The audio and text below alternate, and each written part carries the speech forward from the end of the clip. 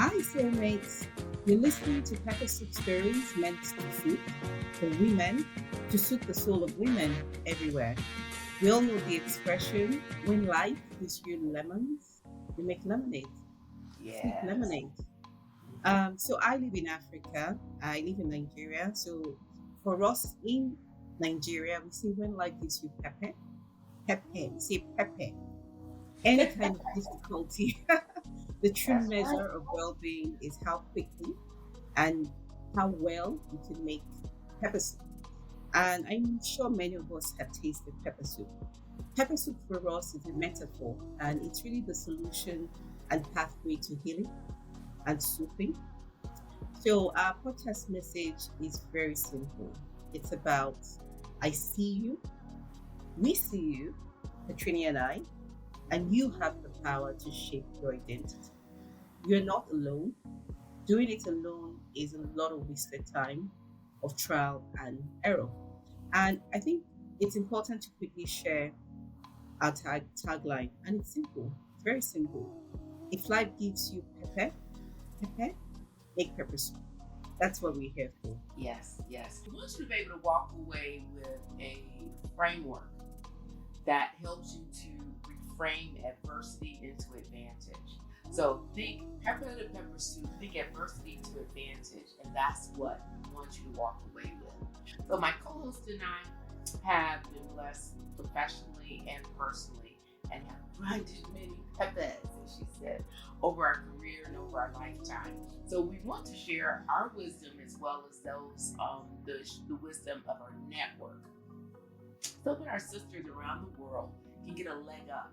So many times we have to do the DIY. We're trying to do something designed for you, right?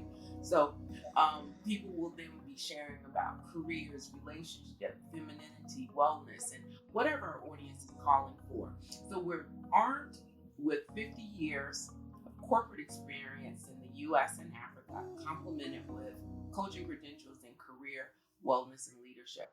So twice a month, we bring this body of experience to you. We are your hosts, Okay. and Patrenia Speaks. Today, we have the pleasure of bringing you a wellness-focused session. We're bringing on board an expert as a lady I met, I guess, maybe 2 years ago now. How long has it been, Amy?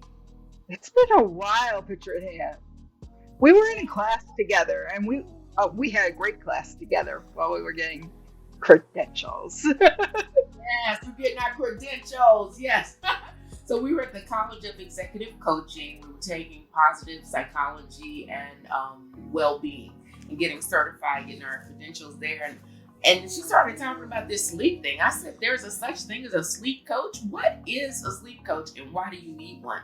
So what we want to bring to you today is why is sleep so important? What role does it play in our overall well-being? If you're having challenges with it, what are some things that you can do to improve it? And how can someone like Amy help you? Because she is a sleep coach. So let's jump in. Amy has so many credentials, I don't know if I can list them all, but I'm going to try to do it quickly. Amy Korn Reavis is the owner of Acorn Coaching. And she has MBA, RRT, that's your respiratory, right? Yes. She's a respiratory therapist. CCSH, ACC is the ICF credential, as well as the one we share, NBC, Health and Wellness Coaching, where you actually get certified by the same people that certify doctors in the US. So it's a great opportunity that we were able to learn together. So let me jump in. So she's a distinguished sleep specialist, coach, and expert dedicated to improving lives through better sleep. Her expertise has garnered attention from various media outlets, publications, established her as a trusted authority in the field. As a sleep specialist, Amy provides one-on-one as well as group coaching, correct? Correct. Yes, she helps her clients optimize their rest and overall well-being by focusing on sleep architecture, proper sleep hygiene, effective routines, and essential self-care practices. So Amy's insights have been featured on many platforms, and maybe you can bring some of those in as we're talking. You're also a coach for Better Up. Yes. Better Up. Yes. And her comprehensive understanding of sleep-related issues has made her a valuable resource for individuals and organizations. So we have brought her here today to help shine some light. And I'll just give a pepper. I was mentoring someone. I'm a mentor for these are ladies that very high achieving ladies who are preparing to serve on boards. And I was a mentor. And the conversation just went, we were talking about preparation, and we went immediately into the fact that she's not sleeping well. So she keeps on getting up earlier and earlier, thinking it can get her ahead of the routine of the day. But as she gets up earlier, then she crashes earlier at night, and that's taking away all of her family time. Because I think I called her at, we're in different time zones, and I called her what should have been her sleep time. And she answered the phone at like 3 o'clock in the morning, her time. And I said, "What are you doing up?" And she said, "Well, I'm stuck in this spiral and I don't know how to get out."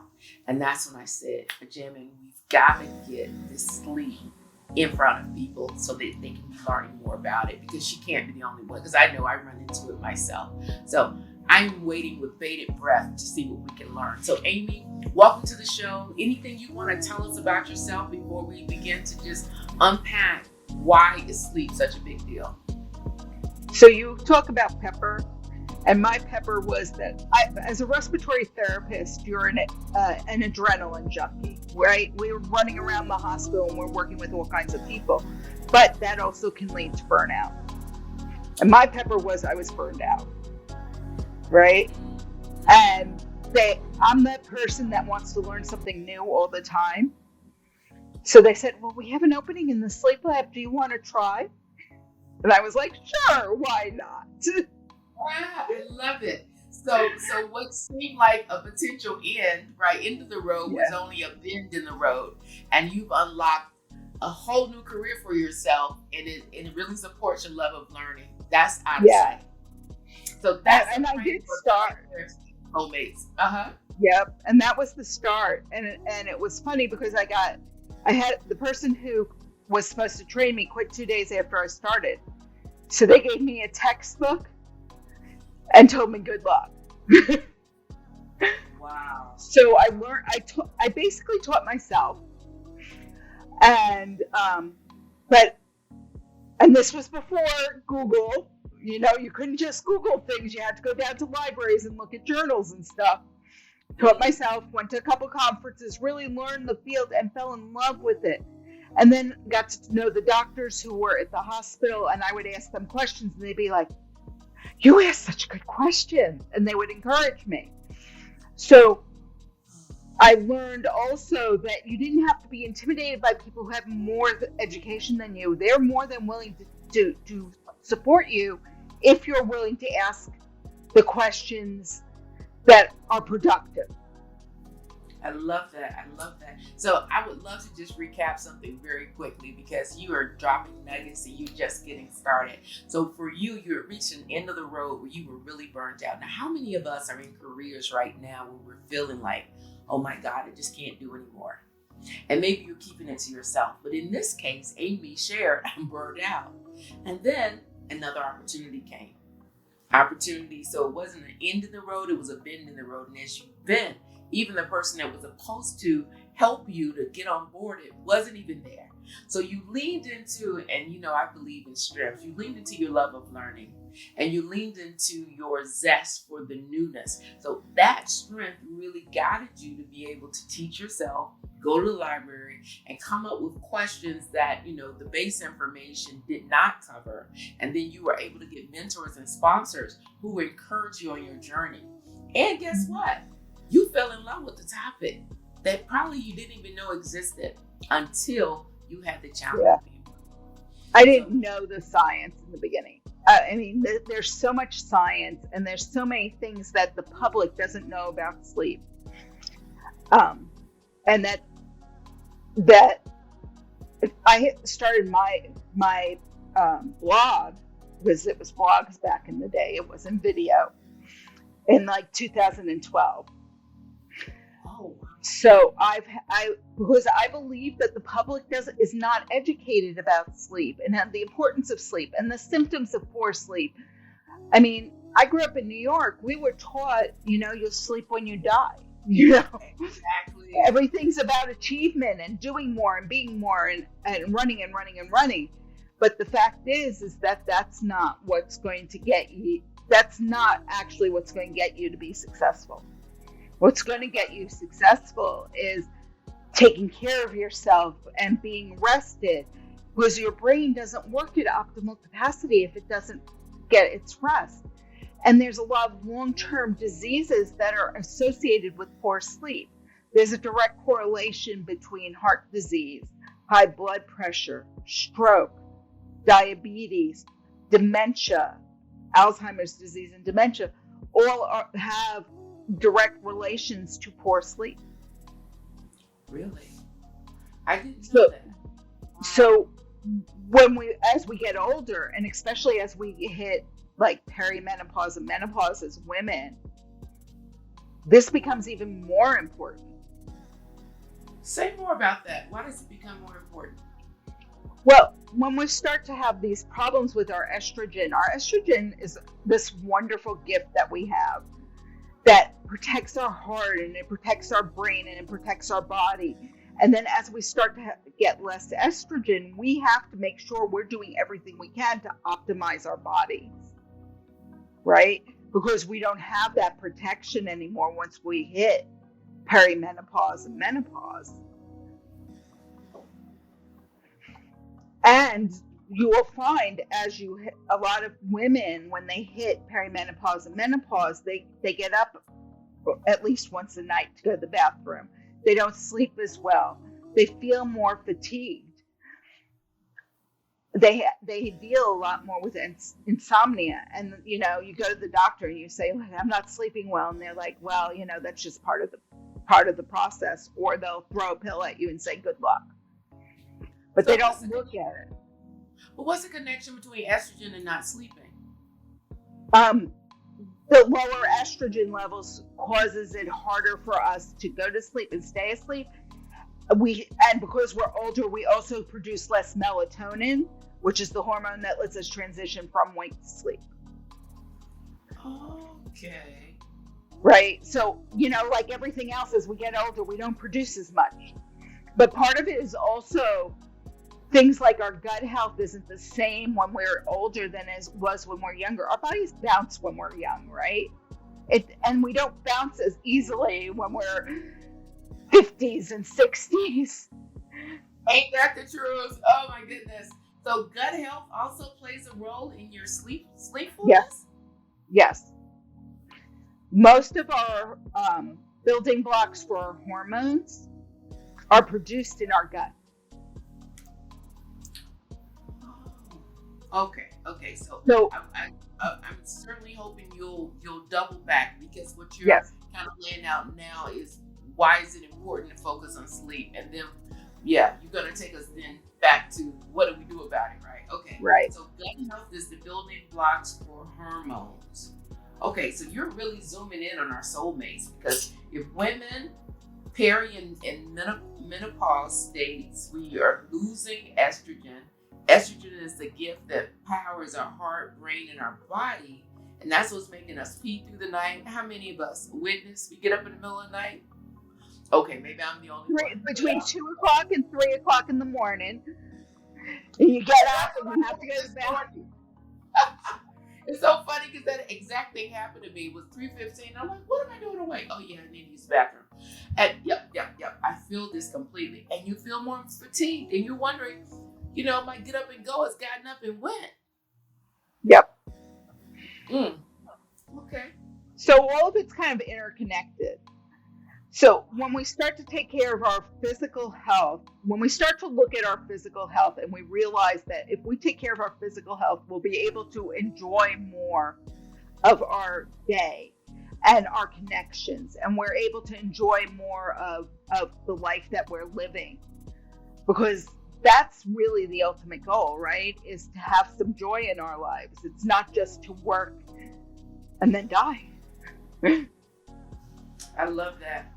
Yes, and mojo, joy, those are my major life philosophies. Mojo is more joy in all aspects of your life. And your body is such a key portion, because we talk about movement, we talk about diet, and this big part of it is rest. So I love that you're laying it out. So if these are some of the reasons why sleep is important, maybe you can help us to just understand, what can we do about it? What are some... Well, there's a lot.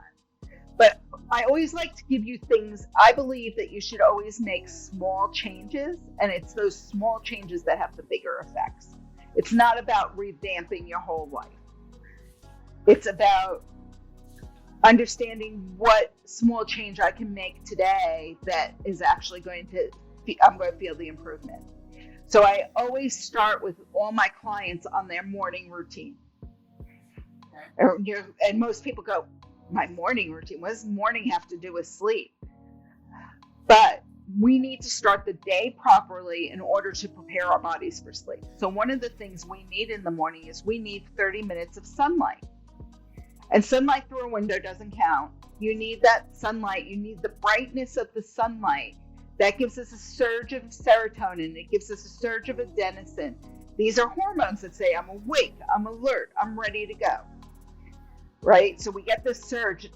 Those hormones slowly go down through the day, and when they hit their low point at night, that's what gives us our sleep drive, or desire to go to sleep. Right? Okay. So it's a surge of serotonin, and what's the other one? Adenosine. Oh, like ATP, adenosine triphosphate? Mm-hmm. Oh. Some of my biology, ninth grade biology, is hanging in. I was going to ask Amy, so when you talk about wake up early, in some areas in the world, there isn't daylight. How do you manage that? So, a lot of and I've worked with clients in 35 different countries. So you're the first that's not North Africa. But a lot of people will use a sunlight simulating light. So these are 10,000 lux lights. You can get them on Amazon. They're not very expensive. And what you would do is you would use that for 30 minutes to an hour in the morning. You put it in front of you and to the side so it's in your peripheral vision. So you would stand with your arms out and wiggle your fingers, and where you can just see your fingers wiggling, that's about where the light should be. Okay. So. Okay. Will vitamin D be a useful supplement? So this has nothing to do with vitamin D. I'm sorry. It should stop ringing in a minute. Okay. So she is on shift. I'm loving it. She's got her scrubs on. She's ready for us today. So go ahead, Amy. So this is about the visual, because what it does is the part of our brain that it's about that part of the brain that is the part of the optic nerve. So our eyes are here, but this part back here is where the occipital lobe is, where it gets stimulated from seeing that light. And that light, it then tells the thalamus and the hypothalamus what it needs to do. So vitamin D is helpful for us for other reasons, but not for this. This light doesn't give you vitamin D. It is a regular light. It's just an extremely bright light. And you don't want to be staring into it. That's why you're putting it in your peripheral vision. You want that whole area in front of you lit up. Right? You don't sit there and stare at the sun. So this is the same idea. Okay. So it's not in front of you. It's just in peripheral. Okay. And you use it for 30 minutes to an hour in the morning, and you'll find that it won't give you a ton of energy, but it will allow you to be more focused. Is the best way to describe it. Okay. So morning routine is one. Is there anything else in that morning routine? The other thing is that a lot of people, as women, we get up. We have to make sure the kids are up. We have to make sure everybody's got their breakfast. Everybody's out the door. We're rushing, and then we go straight to work. And we never take a few minutes for ourselves. And because we're rushing, we're producing something called cortisol, which is the stress hormone, right? Because when we're stressed, we produce this hormone. And so we're starting this day with like, I've got to get this done, and I've got to get that done. But if you took just 5 minutes for yourself in the morning to kind of center yourself, you start off with a lower cortisol level. You don't need a huge amount of time, and you don't need it to be anything big. So some of my people make their cup of coffee and then sit down and enjoy it. Some people read a page in a book. Some people listen to a little bit of music. If they have a commute, I always tell them, put on something that nourishes you, right? Because the news, there's nothing good on the news. You do not need to listen to the news on the way into work. You do not need to be listening to murder and mayhem or anything like that. Listen to something that's going to nourish you instead. This is like the morning savers. That's what this feels like. The savers where you're either spending time in meditation or you're reading. What about exercise? Is exercise another way to do this? So that's a two-edged sword, because a lot of women exercise because they think they have. Well, they not that they think they have to. We exercise to keep our body healthy, but when we're exercising, we're stressing our body. So it's still not quite the same thing. But let's say you're doing exercises like yoga and morning meditation type of exercises or breathing exercises. Those would be nice and calming. So it depends. It's the best answer to give you. I mean, I'm curious because, you know, there's something about what you said with the routine and how it affects our sleep pattern. I'm wondering, so if exercise builds cortisol in the morning and it starts your day and it takes you back, is it better to exercise at night before you sleep? No, it's actually better to do it in the morning. Oh. But because you don't just produce cortisol, you produce a lot of different hormones when you're exercising. Remember, you're stressing your body. So I want you to think about it. You don't want to really be stressing your body right before you go to sleep. That's just good. That's just a recipe for bad night's sleep.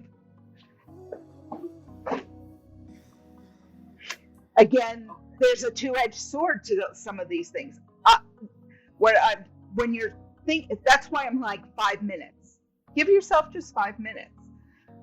A lot of times we think big. We're like, oh, I need 30 minutes to do this or 30 minutes. I'm like, no.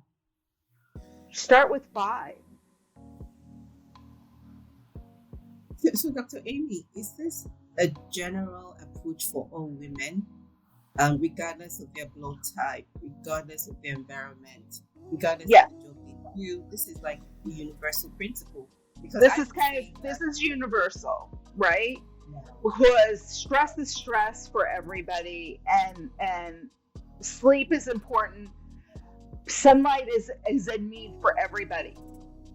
So it doesn't matter about race, it doesn't matter about blood types, it doesn't matter about any of that.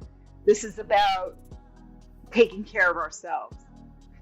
I mean, Dr. Amy, this is like a myth you're dispelling, because I would typically tell myself that when I worked out or just take a walk around my estate in the evening, I feel like I sleep better because I've worn my body out. But walking, when I think exercise, I think strenuous exercise. Taking a walk is not what I would consider exercise like a lot of people define it. Okay, so the definition of exercise matters. The definition of exercise matters, yes. So it's easy work. You're not jogging. It's not a fast work. Right. You could do yoga, Pilates, just something, or meditate, as the case may be, but nothing heavy. You could stretch. I found that. Absolutely. And when I get to the bedtime routine, we'll talk about that, because there's something to be said for doing that relaxation techniques. And a lot of times when I'm working with clients one-on-one, what it is we sit down and we tear apart their morning routine and say, where can I save time to get this 5 minutes? Because that's the hard thing. Like, I can say that. Now you've got to figure out where to go and find that 5 minutes or that 10 minutes or that 30 minutes to get that sunlight. That's the harder part. Okay. So those are the two big things that I try to kind of encourage in the morning. Okay. What are other small changes that we can make if we've got the morning covered? So then we have to choose what our bedtime is. So as an adult, I need between 7 and 9 hours of sleep. And I cannot look at you and say you're a 7-hour person, an 8-hour person, or a 9-hour person. Me personally, I'm a 7.5-hour person. I get 7.5 hours sleep. I am a happy camper. That is my sweet spot. But we always determine our bedtime based on what time we get up in the morning. And we should always have like the same morning wake up time. So my morning wake up time is about 5:30 when I work during the week when I work. And if I'm on the weekends, then I get up at 6. So you really want to keep the weekends and the weekdays the same or close to the same, right? So if I'm going to bed at 5:30, if I'm getting up at 5:30 in the morning, I'm going to go backwards 8 hours, and that's my bedtime or my lights off time. The reason I added 30 minutes to it is because it takes our brain about 20 minutes to transition from wake to sleep. So I want to pass that into my sleep time. And I also get up at 3 o'clock in the morning to use the bathroom, so I want to pass that time in too.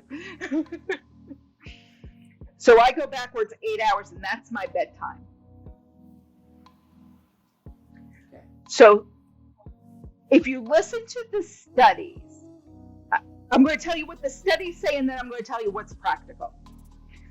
90 minutes before you should go to bed should be a no screen time zone, because the lights from the screens can interfere with your ability to make melatonin. And that's television, cell phone, computers, all of that, right? What I have found is if you can do it 30 minutes prior to bedtime, like no screen time 30 minutes prior to bed, that it works. Right? So my bedtime routine starts 30 minutes before lights out. During that 30 minutes is my time to unwind. Right? So one, I have the hamster wheel in my head. Everybody knows what that is, right? You lie down, and all of a sudden that hamster goes, we should have done this, and we could have done that, and why didn't we do that? And we've got this to do tomorrow, and the hamster starts running on his wheel. Yeah, right? So the first thing I have to do is I have to turn off my hamster. And I do that with a little bit of journaling. This journaling never takes more than 10 minutes. I've done this with hundreds of clients. And the people who do this will tell you undoubtedly it works. So what you're going to do is you're going to bullet point whatever is on your mind.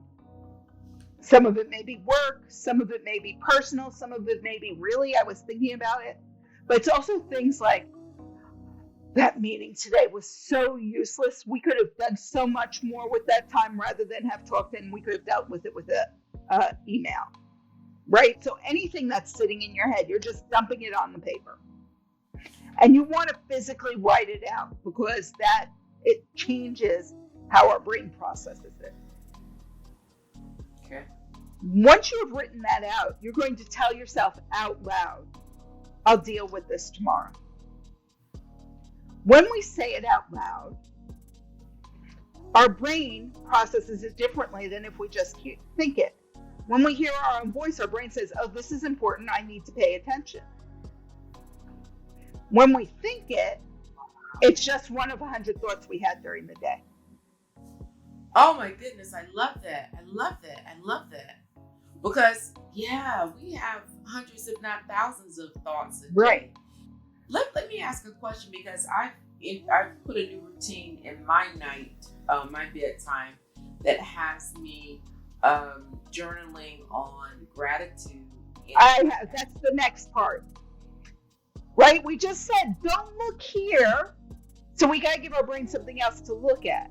So what you're going to do is, and this is the thing, gratitude journaling can be a little bit tricky because we tend to be broad and vague with it.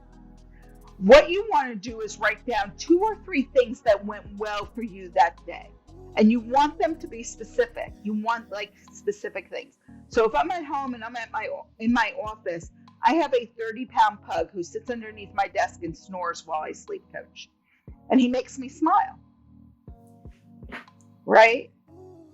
So those types of moments our brain loves and will latch on to, and will help us to sleep better, dream better, and feel more refreshed when we wake up. Okay. I've definitely found that knowing that I'm going to journal at night about them makes me my reticular activating system kicks in, and I actively look for things that are going to make me feel good, because I want to be able to write about them. Yeah. We're not hardwired for looking for the positive. We're hardwired to problem solve, right? Our brain wants to problem solve everything. That's what we're hardwired for. So when we're going to journal those positive moments, in the beginning it's hard because our brain isn't used to looking for them. But it's like buying a red car. You go out, you buy a red car, and then you see all the red cars on the road, right? Everywhere, right? So this is the same thing. As you start journaling them, your brain starts to say, oh, I know I'm going to need this for later, so I'm going to start paying attention. I love it. Because your brain tells you what not. It filters out so that you can focus on things. Sorry about that. Keep on going. Jump on in, Jay. Yeah, I wanted to just check, because I know what you're saying. I'm also looking at the practicality of this. So you talked a little bit about no screen time, like 90 minutes before you go to bed. People that are very addicted to their tablets, what tricks, what tips can you share for that? Because it's easy to say but very difficult to do. Then on top of that, you may also have issues where you have a partner whose habit is to put on the TV and you're lying next to your bed. You're lying in bed beside your partner. You share a room. The kids are in the other room. So you want to keep sharing a room, but he's formed the habit for over 30 years. Yeah. And so that's always tricky. Yeah. And that's where negotiation comes in. That's why I said 90 minutes is what the studies say, but it's not practical. That's why 30 minutes is a much easier thing to do. And it's just as effective, really. But when you're with a spouse who's like, I need the TV to sleep, and trust me, there's the spouses there. What I have with a lot of people is like, they'll get headphones. And I tell them, okay, if you're used to watching a show, you probably already know all of it. You don't need to be watching it. You want to hear it. So wear your headphones, put the screen, the tablet or whatever face down so you're not staring at it, and listen to it. Or listen to a podcast, or listen to an audio book. So that way you have something that's stimulating you, but it's not interfering with your sleep or your partner's sleep. For the spouse to do it, okay, or for me to do it? It depends. It may be you, it may be your spouse. It just depends. It depends. Like I said, a lot of this stuff is like some of it's trial and error, and some of it's like when I'm coaching with a person, I figure out what works for them. But we were talking about exercise before sleep also, and I want to go back to that. So our body also holds our stress. So during that 30 minutes, I always recommend a relaxation exercise before bed. My favorite is progressive muscle relaxation, but I usually give people like 4 of them to try so they can find the one that works for them. Because just because I like something doesn't mean you're going to like it. So we're going to find an exercise that works for you. I have never heard about that, except telling your mind, relax your legs now, relax your shoulders. So progressive relaxation is that kind of thing. It's where you tighten the muscles and then you relax it, and you do it in a series. And I always start at my toes or my feet, and you slowly work your way up. So you start with your feet and you tighten the muscles as tight as they can, and you hold it, and then you relax. And then for my feet, I go to my calves. For my calves, I go to my thighs. For my thighs, I go to my butt, then my belly, my shoulders, my arms, and finally my face. What does the science say about that, and why is that restricted? Well, why we do a relaxation exercise before bed is because our body holds our stress. Some people hold it in their shoulders, some people hold it in their lower back. Me, I'm a jaw clencher. I could grind my teeth till the cows come home, right? And so we have to let go of that physical stress. For me, when I live in Florida in August, I'm not going to take a walk outside because it's 90 degrees and 80% humidity, and who really wants to walk through a sponge? Right? So this is a way for me to relax. But when I'm working with women, a lot of times, especially if they have kids, they're going to activities for their kids. They have their own jobs to do. There's dishes to do, the laundry to do. There's a ton of things to do. So taking time to like exercise in the evening just isn't going to happen. But they need to be able to let go of that stress, right? That stress during the day. And the best way to do it is have a short exercise that you can do that helps you to relax. So what I love about this, and I'm just going to test, I have used baths, the lavender scent, the oils, all of those music, things to just kind of pipe me down. And I noticed when I put my grandson to sleep, he has a special light, and I don't know what my daughter ordered, but it knocks me immediately out too. I'm sitting there with him, trying to get him to go, and I notice I'm knocked out. So are all it's got the sleep sounds. It's got natural sounds. So he probably has one of those, the habit lights. Yeah. Habit lights. So with children, they do sleep training. They use it, but it has like multiple different sounds, like white noise, brown noise, nature sounds. And it's not so much the light as it is the sound. But again, these are like different people, different sounds work. So white noise is helpful for people, especially depending on where you live, right? Because if you're living in a city where it's noisy, what white noise does is, because it's a constant sound, it's very calming to the brain and the nervous system, right? And it also takes any of those outside noises that, if it was absolutely silent, won't stand out. Okay. Kind of like a canceller. It cancels out some of the... Well, it doesn't really cancel it out. What it does is they kind of blend in, so they don't stand out, so they don't disturb you. Okay. It's kind of how noise canceling works. When you use noise canceling, there's always a sound there, and that's why. I was going to ask Dr. Amy, Patricia started talking about how she tries to make her environment sleep friendly with the, candles and everything. Could you speak a little bit about that? Because I want us to go to a point where we can actually start talking about, the signs of sleep deprivation and how Okay. to recognize it in ourselves. What's the general principle? Okay. So let's start with what a good sleep environment should be.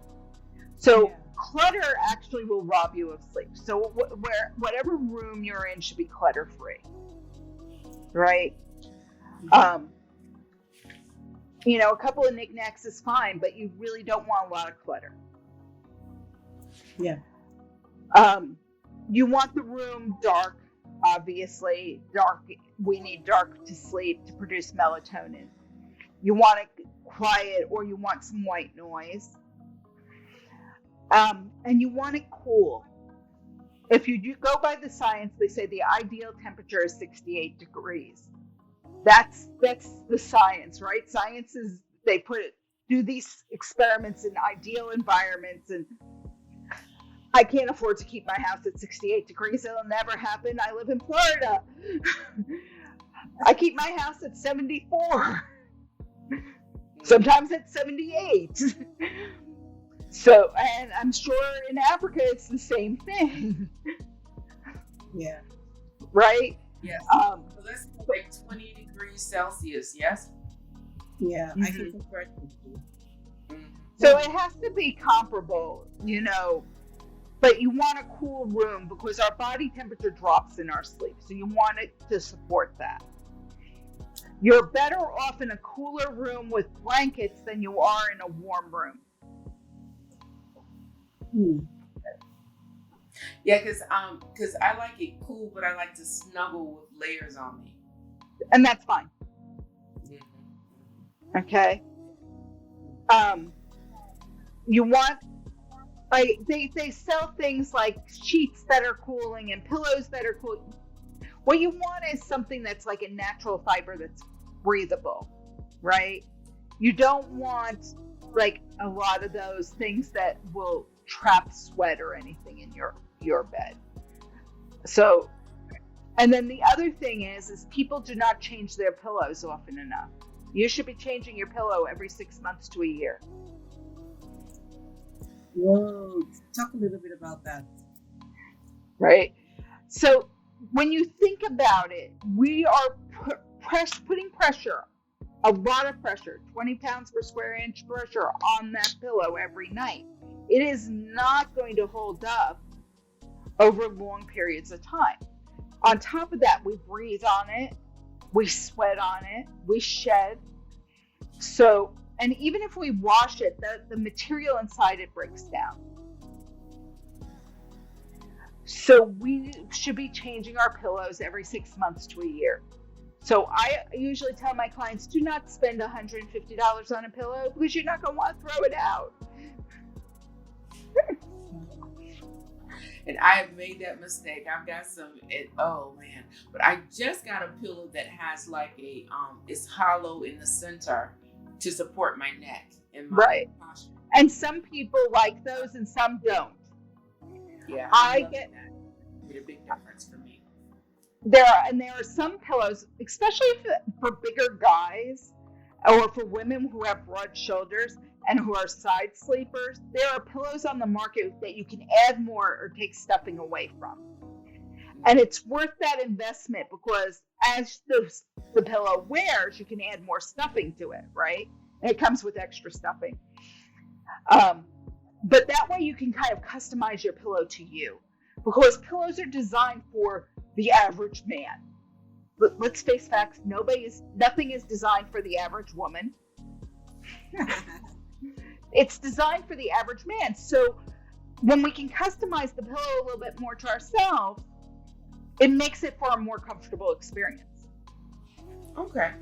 Well, I want to jump into something real quick just to kind of make the case of what impact does sleep, what's the relationship between sleep and our cognitive physical performance? Because many of us thinking that we just need to go to achieve. You're and saying that's so wrong. It's a drag on it. So say more about that. So one, in order for our brain to do its maintenance work, to clear out all the waste products and all that, we only do that in our sleep. And since we only do that in our sleep, if we're depriving ourselves of sleep, think about all the waste products that are sitting in our brain that aren't getting taken away.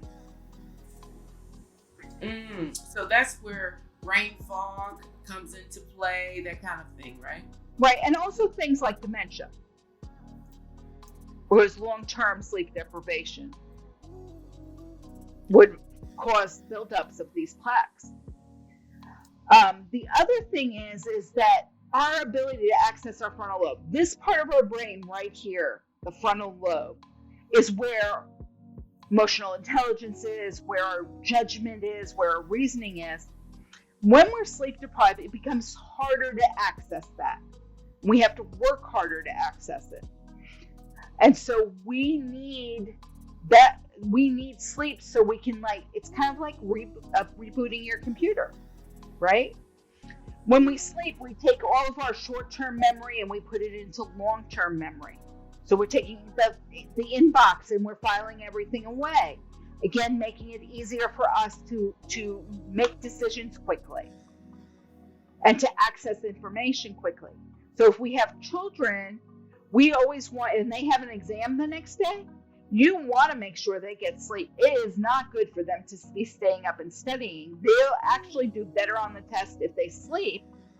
And we actually tried this at the college that I taught at, where they made sure the 2 nights prior to the test they slept really well. And we saw an increase of at least 1 grade in the kids who were doing that, and the college students who were doing that. I would love to get a conversion out of one of my children because he's completely nocturnal. But that's normal for kids. That's normal for teenager. I'm gathering he's a teenager. Yes. So a lot of teenagers develop something called delayed sleep phase, where they don't want to go to sleep till 1, 2 o'clock in the morning, and then they want to sleep till noon. And again, this is something that happens in teenagers a lot. The sunlight in the morning helps. Having a good structure helps. But it is something you can talk to a sleep specialist about getting treatment for. Okay. So you've really helped us to see why sleep is important.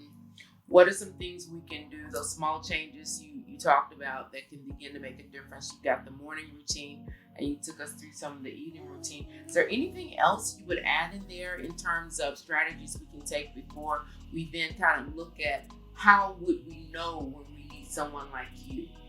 Okay. So any other tips to give before we shift there? So the one thing I will say is a lot of times, unless it's a physical problem like sleep apnea, or there are a lot of there's 68 sleep disorders. So somewhere between 68 and 73. It depends. They change it every year. But let's go with sleep apnea because it's the most well known at this point. And Jen said that her sister has sleep apnea. A lot of times when you go to the doctor, they're going to talk to you about sleep apnea. If you don't have sleep apnea, they just give you a pill and send you on your way. And that's not always the best thing. If you don't have a sleep disorder, a lot of times your problem with your sleep is not what happens in bed. It's everything you bring to bed with you. So it's the little things that we change during the day that make us our sleep better at night. It's what we take to bed with us that keeps us awake. Wow. So a lot of times my work, when I'm working with clients, they're either having troubles going to sleep, they're having trouble staying asleep. And when I'm working with them, we're looking at their morning routine, their bedtime routine, how they deal with stress during the day, how they unwind, how they put themselves on their own calendars, because 90% of the women I work with do not put themselves on their calendars. Their children are on their calendars, their jobs are on their calendars. The only time they're on their calendars is when they have a doctor's appointment. Can I just share something? Because one of the things that's been killing me is if I'm sleep deprived, I then say I'm going to take a nap during the day. but I never get around to taking the nap for some reason. So I tried something new last week and it's helping me. I'm doing a meditation during the middle of the day, and it's something called Conversation by NDRE. But it helps me because it's the meditation, the breathing, then the affirmations, then this music, and then I notice that I'm drifting off to sleep before we even finish. And it doesn't feel, and it's recharging sleep. It's not, So what happens when we take a nap? What happens when we take a nap is that usually we go into a deeper sleep because we're sleep deprived, because we went to sleep later than we should have. We didn't get enough deep sleep. We didn't get enough of the sleep that we needed. So I'm not anti-nap. But a nap should only be about 20 minutes long because you don't want to go into REM sleep, which is where you dream. So I always tell people to set their alarm for 40 minutes, right? Because remember I said earlier, it takes about 20 minutes to transition from wake to sleep, and then 20 minutes of sleep. And when you wake up, you'll feel a lot better. Okay, thank you. So, and what you're doing, that meditation, is just like the relaxation exercises I have people do before bed to help you unwind so that way you can go to sleep. Okay. Feel good that I'm doing something that's on the right track. All right. So I know that, and Jim had a question earlier that I don't think I answered. Did I answer it? Which one? What are the questions? Because I have another one in my head. Which one? The one about the effects of the symptoms of sleep deprivation. So again, it depends on age, but a lot of times in children, sleep deprivation looks exactly like ADHD. So that gives you kind of an idea of that hyperactive, can't concentrate. When we're sleep deprived, we're going to feel brain fog. We're going to feel agitated. We're shorter of temper. We have problems concentrating. We're forgetful. Like all the same symptoms that we have when we're in perimenopause and menopause, right? So. wow, there's a big overlap here. Yeah, I was just going to quickly check. Sorry, you finished, Dr. Amy, because I had a follow-on question. Go ahead. Okay. So our sleep deprivation, that's kind of what happens, is that it's really that. But some of the things that people don't know is that it also can increase our appetite, and we'll get cravings for things like hyper-processed foods. And by that, I mean like chips and cookies and candy and crackers, the things that we shouldn't be eating because they put the pounds on. And sleep. And so, because our brain is looking for satisfaction, it's looking for dopamine. So for some pleasure, right? Because we're tired and we're cranky. And so it's looking for something that's positive. Okay, wow. So two quick follow-up questions, then I'll trade back to Patrenia. Because, in life, we're typically sometimes not alone. So I'm wondering what a partner could do to support their partner who has started to show some of the signs. Because sometimes, I was telling Patrina the other day that I was listening to Venus Williams talk about discipline, that she loves discipline. Discipline is freedom. You say what you want to do, and you do it, and you get it. So she loves discipline. But sometimes you don't have, people with these types of symptoms be disciplined enough to do what you just said.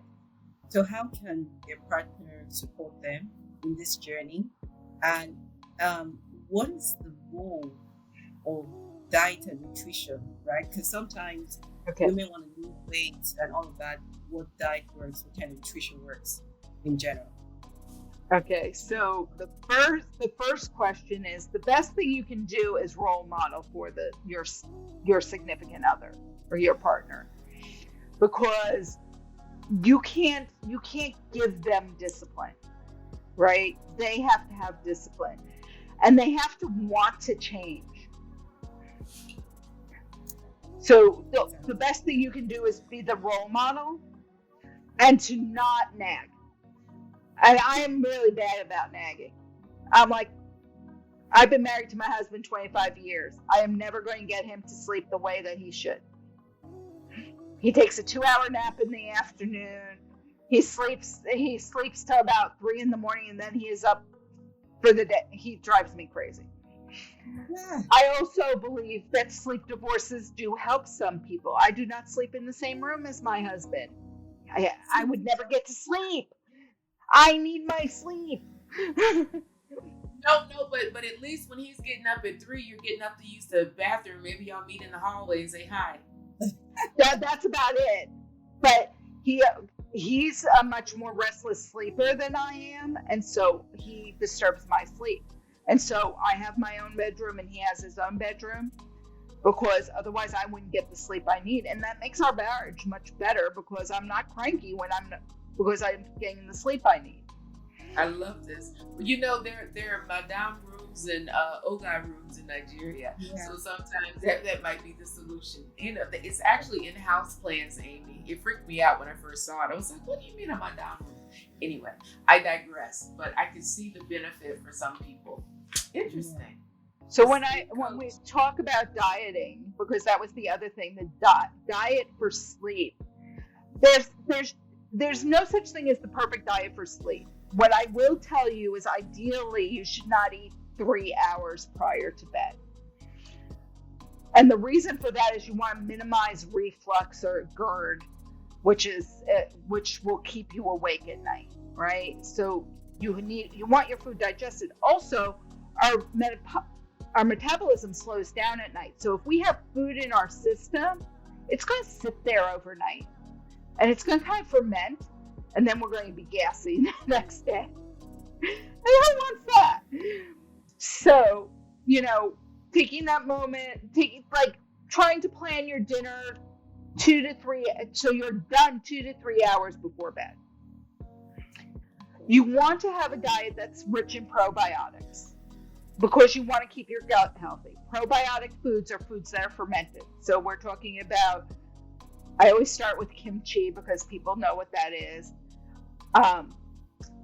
But kimchi, yogurt, kefir, olives, pickles. But pickles, if you're going to use pickles, because I love pickles, you want the kind that have the cloudy brine.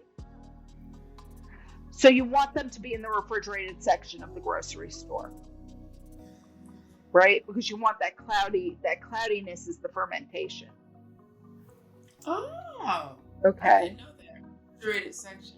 Because I now use pickle brine to brine my chicken, because I learned that's what Chick-fil-A does. That's how you break down, and the seasoning is so amazing. Okay. So if you go to the grocery store and you'll see in the refrigerated section like Bubby's pickles or some of these other ones that have the cloudy kind of brine. Those are the ones that you want. So you want to kind of make sure that you're having and another one that's that people don't realize is miso. So you can usually get miso in the refrigerated section at the grocery stores in the United States or in the produce section. But miso is right. So you get the paste, and there's 3 different colors depending on the intensity you want it, and you just add it to some hot water, and you can drink that as a soup, and you're getting those probiotics that you need. Right, so it's not just yogurt. Yeah, I was worried because I'm not good in yogurt, and because I'm asthmatic, the doctor has said that's not very good.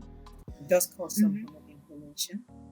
Go figure. So I'm happy you've given me other options because I love olives. But I think I took olives without the water. So you said I must have olives with the water that's cloudy that shows fermentation. Right. With the olives are fermented. So you can just eat the olives themselves. You don't have to drink the liquid that goes with it. Okay. And I don't have to leave it in the liquid. I can just separate it. That's okay. Yeah.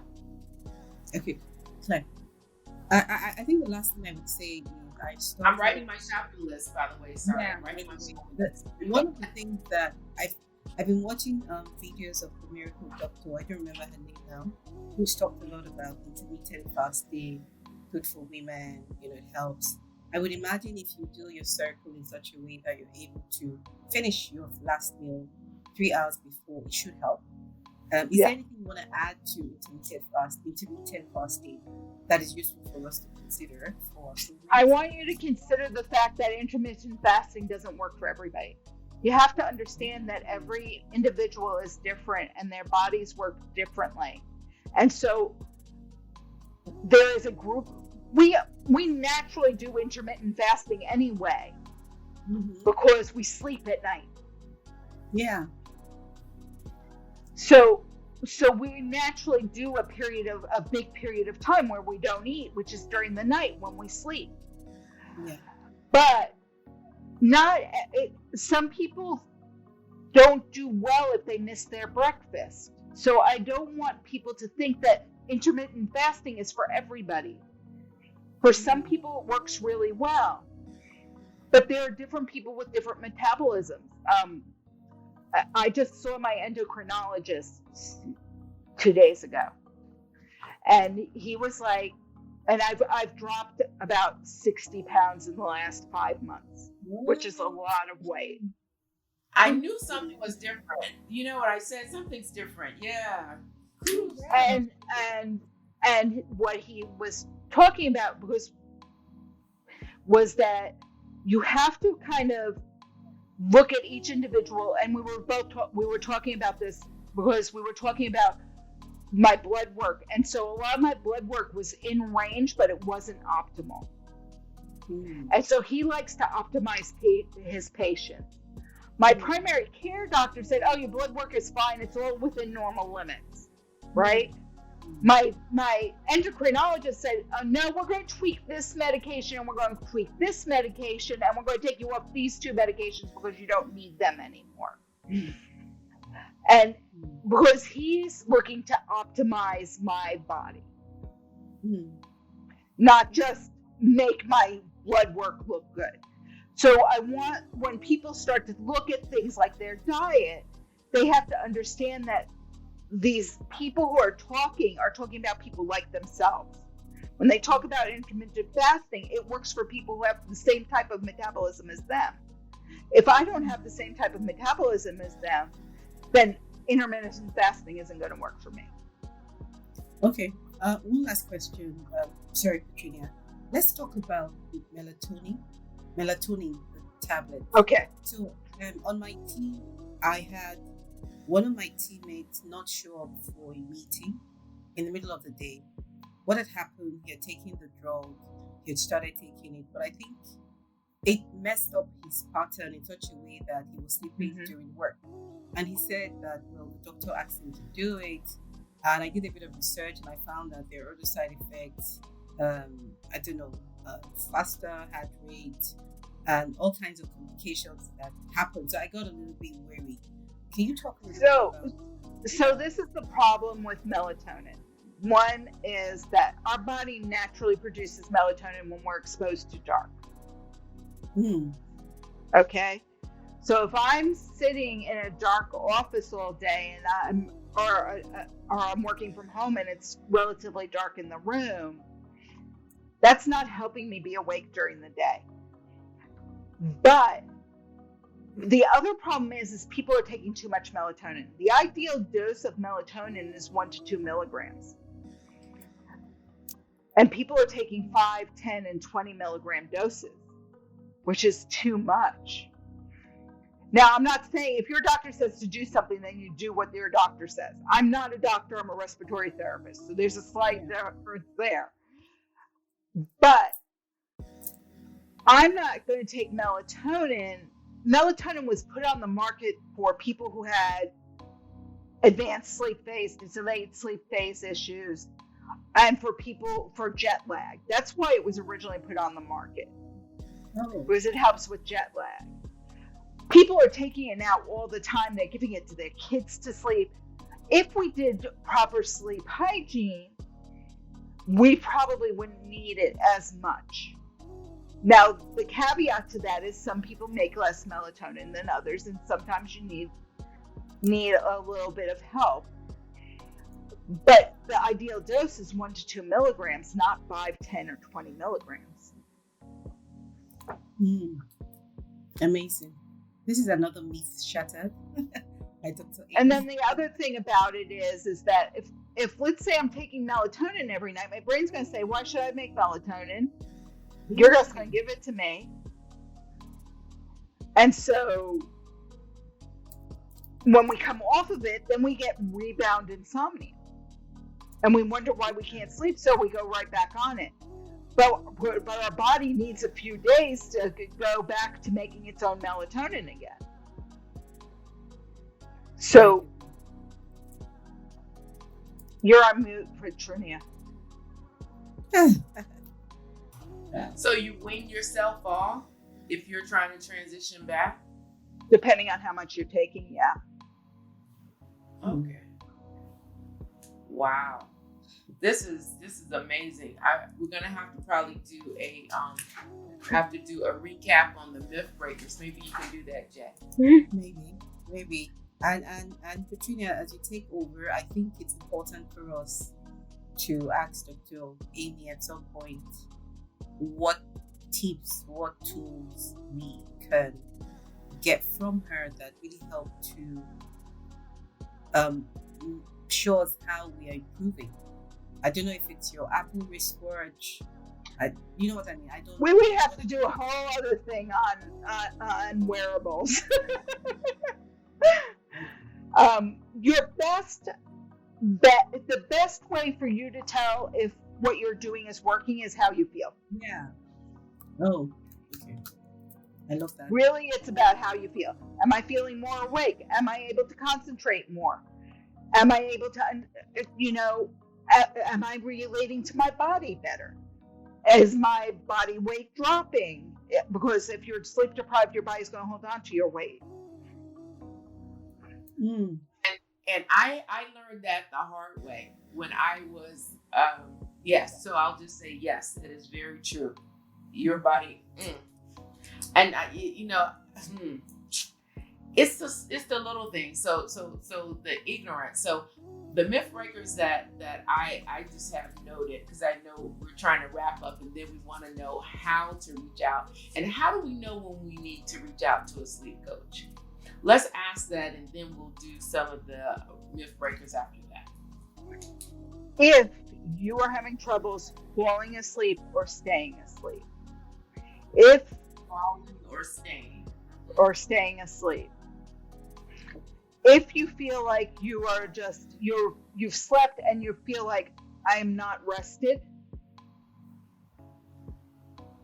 right?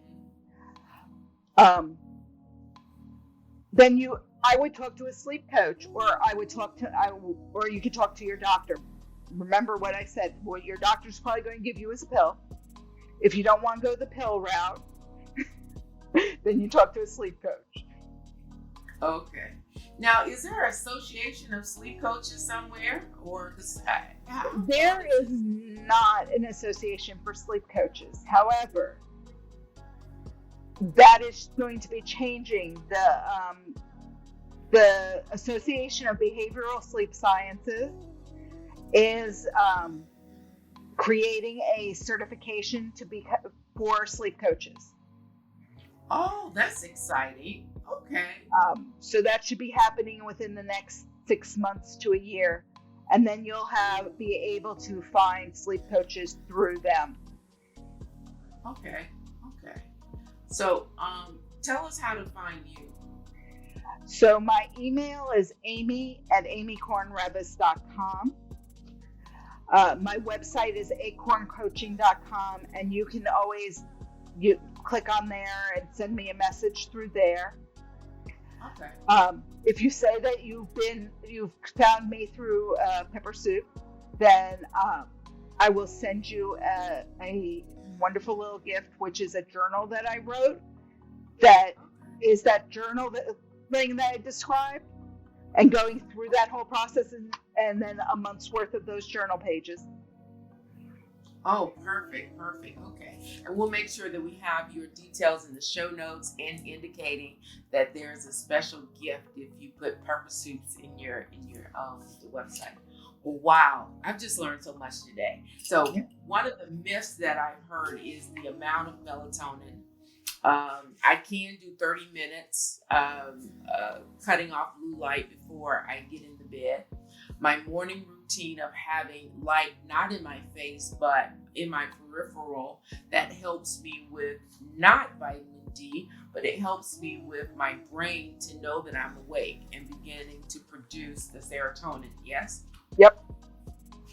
And so that's important for my morning routine. The other thing in my morning routine is to have 5 minutes where I just let my nervous system calm down and just gather and get it together. And you gave us so many different ways that that we can do that.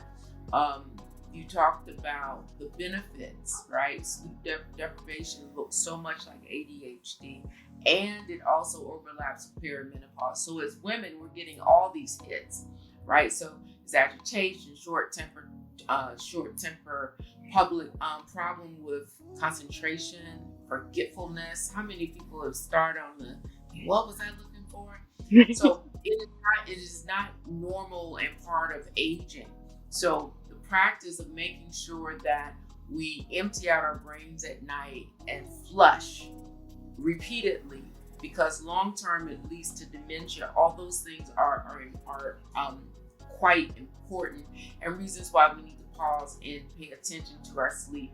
There are many things that we can do with our partner and getting support, but one of the best things we can do is role model the behavior and not nag. And that sleep divorce does work for some people. Having a separate bedroom does really work for many. And that you never would have stumbled onto all of this if you had not had a burnout experience in respiratory. And just think, you work with people in 35 countries. Think about how many people have been blessed because you had an adversity, you had a pepper. So as we move into life and we come across these things that maybe make us uncomfortable, or they feel like they're the worst thing, always take perspective and zoom out and look for the possibility of an advantage. I just want to thank you for spending time with us today. You've given us really modeling your own life. You've given us strategies and takeaways. I love things that we can do, but I think the knowing and the shifting of the mindset that sleep one night, die is not a recipe for long-term well-being. And this has been a well-being series. I'm hoping Soulmates, you give us some feedback. Let us know if there were things that resonated with you. There are things you're trying. What types of results are you seeing? And feel free to reach out to, we called her Dr. Amy, but I guess she's like a sleep doctor in that she's really revolutionizing something and letting her passion and love of learning just take it to the next level. You can tell when you talk about it that it's something you have a lot of passion about. Are there any comments you want to make? You want to make sure that we got, and Jay can close us out from there with our outro. Choose one of the things that I suggest and just add that one little change this week and see how much better you feel. Small changes, big results. I got you. Okay, thank you. Okay, thank you so much, Dr. Amy. Fantastic insights, very grateful. So very happy that we are in position to share this wisdom with our soulmates. We want to thank you, Dr. Amy, and we also want to thank our soulmates for joining us in another insightful episode of Purpose for the Soul. Today, we delved deep into better sleep, improving the quality of your waking hours with our special guest, Dr. Amy, aka Sleep Coach. Dr. Sleep. So, thank you so much, Dr. Amy, for sharing your inspiring journey of being a sleep coach, of embracing new challenges, of using your pepper to help the world. Thank you for sharing your zest, not just for life, but for sleep with us. And until next time, stay inspired. And for our soulmates, I'm gonna hand that over to Patrenia. Go ahead. Yeah. Yeah, if you enjoyed this episode, don't forget to hit the subscribe button, leave a review, and connect with us on social media. And we have something amazing called crowdsourcing. Maybe you have a pepper story. Maybe you have an experience that looked like the end of the road, but just turned into a bend, and then it created another new opportunity. We want to hear from you. So please reach out to us at pepperstories@gmail.com to share those stories. Visit our website, Pepper Stories, and your support means the world to us. Until next time, soulmates, stay inspired, keep growing, and turn life's peppers into a flavorful soup. This is Pepper Soup for the Soul signing off. Take care of your soul, and may your pepper soup always be rich, satisfying, and uplifting. Bye for now. If you enjoyed this episode, don't forget to hit that subscribe button, share with a friend, leave a review, and connect with us on social media. Your support means the world to us. Until next time, soulmates, stay inspired, keep growing, and turn life's peppers into a flavorful soup. Connect below. Bye-bye for now.